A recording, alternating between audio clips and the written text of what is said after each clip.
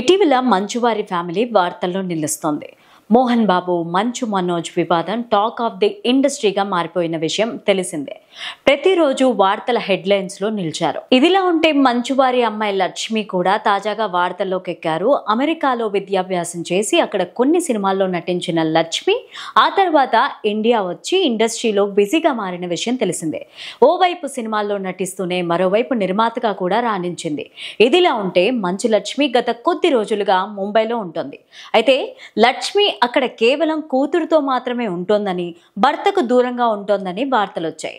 దీంతో మంచు లక్ష్మి భర్త నుంచి విడాకులు తీసుకుందా అని సోషల్ మీడియాలో పెద్ద ఎత్తున చర్చ నడిచింది. దీంతో ఆ వార్తలపైన తాజాగా క్లారిటీ ఇచ్చారు మంచక్క.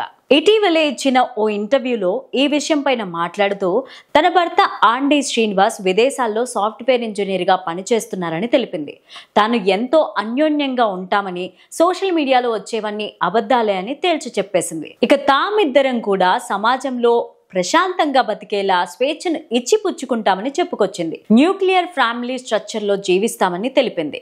ఇక స్వేచ్ఛ, ప్రైవసీ, వ్యక్తిగత బాధ్యతలకు ప్రాధాన్యత ఇస్తామని తెలిపిన మంచు లక్ష్మి తనకు ఎలా అనిపిస్తే అలా బతుకుతున్నామని క్లారిటీ ఇచ్చింది.